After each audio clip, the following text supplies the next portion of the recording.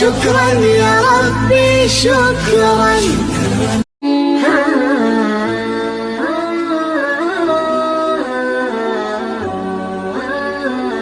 आज आपको लगता है, चाहे आप राम की बात करें, कृष्ण की बात करें या साईं बाबा की बात करें, इनमें से किसी की भी पूजा नहीं होनी चाहिए?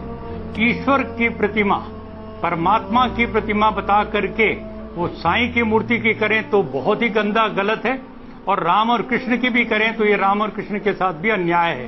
राम और कृष्ण ईश्वर भक्त थे जी, उन्होंने कभी दावा नहीं किया कि मैं ईश्वर हूं और मेरी पूजा की जाए, ऐसी कोई बात नहीं है। जी, जी। जो आदि शंकराचार्य ने जो मूर्तियां तोड़वाई, उन्होंने जैनियों की मूर्तियों को उन्होंने हटवाया और उन्होंने कहा ये सब मूर्ति पूजा बंद होनी चाहिए। मैं आदि शंकराचार्य का, मैं नहीं, महर्षि दयानंद ने जो बयान किया, जो उनका बखान किया है जी, मैं नतमस्तक होता हूं आदि शंकराचार्य के बारे में। मैं कहना चाहता हूं स्वामी जी, हमारे देश में मूर्ति पूजा नहीं थी। बिल्कुल स्वामी जी।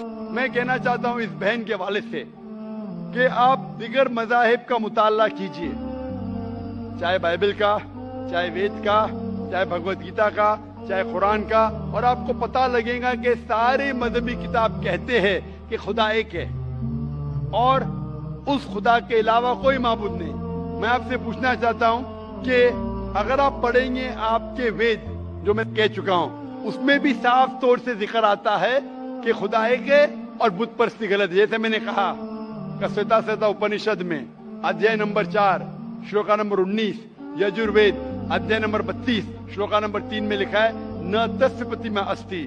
उस ईश्वर, उस भगवान की कोई प्रतिमा नहीं, कोई पिक्चर नहीं, कोई पेंटिंग नहीं, कोई फोटोग्राफ नहीं, कोई बुत नहीं, कोई मूर्ति नहीं। तो मूर्ति पूजा करना हिंदू मजहबी किताब के हिसाब से भी गलत है। ये कुछ हिंदू धर्म के ठेकेदार कहते हैं जो मजहबी किताब में नहीं लिखा है। तो मेरी इल्तिजा है आपसे, मेरी दरख्वास्त है आपसे कि आप अपनी किताब का मुताला कीजिए और जो ज्ञान रखता है आपके किताब के बारे में उनसे पूछिए। उसमें लिखा है कि मूर्ति पूजा गलत है, और जो मैं हवाले दिया हूं आप उनसे पूछिए इसके क्या मानी है।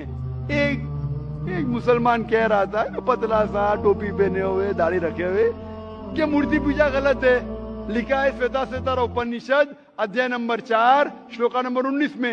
ये क्या सही कह रहा है? आप लाइब्रेरी में जाओ और उसका तर्जुमा पढ़ो, आपको पता चलेगा क्या लिखा है। मैं कोई आलिम नहीं हूँ, मैं कोई पंडित नहीं हूँ, मैं अपने आप को तालिबे इल्म कहता हूँ, लेकिन मैं हमेशा हवाला देता हूँ। तो किसी को भी शक है, किसी को भी शुबा है, तो घर पे जाके चेक कर सकता है, या इंटरनेट पे जाइए, आप टाइप करो, वेद भी इंटरनेट के ऊपर है, कुरान भी इंटरनेट के ऊपर है, टाइप करो, रेफरेंस टाइप करो, आपको हवाला मिल जाएगा। इस्लाम में लिखा है कि अगर आप खुदा के अलावा किसी को और पूछते हैं, किसी और की इबादत करते हैं, ये सबसे बड़ा गुनाह है। और अल्लाह ताला फरमाते सूरह निसा में सूरह नंबर 4 आयत नंबर 48 में, और सूरह निसा सूरह नंबर 4 आयत नंबर 116 में, कि अल्लाह सुब्हानहू व तआला अगर चाहे तो कोई भी गुनाह को माफ कर सकता है, लेकिन शिर्क को कभी नहीं माफ करेगा। अगर एक इंसान मुशरिक जैसा मर गया तो अल्लाह ताला कभी भी उसे माफ नहीं कर सकता। जो भगवान देना भैया, ये भगवान को आप बनाया? जी हाँ, अपने इन हाथों से। आप भगवान को बनाया कि भगवान आपको? भैया भगवान ने हम सबको बनाया है, हमने तो सिर्फ इनकी मूर्तियां बनाई है। काहे बना हुआ तो उनकी मूर्त? ताकि इनकी पूजा कर सके, अपने सुख दुख की बातें कर सके। करे भीतर ट्रांसमीटर फिट है का? भगवान तक बात पहुंचत कैसे है? हा? अरे भगवान को किसी ट्रांसमीटर की जरूरत नहीं पड़ती, वो डायरेक्टली सुन लेता है। डायरेक्टली सुनत है तो फिर ये मूर्त की क्या जरूरत है?